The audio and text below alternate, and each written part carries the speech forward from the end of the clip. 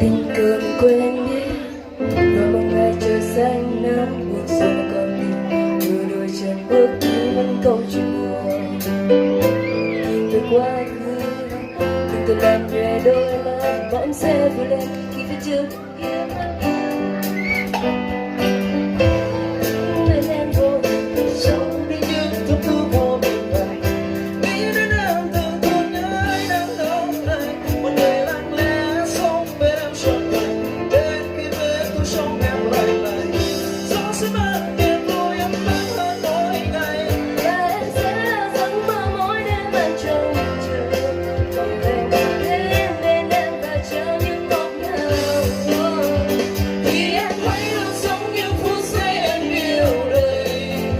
một đêm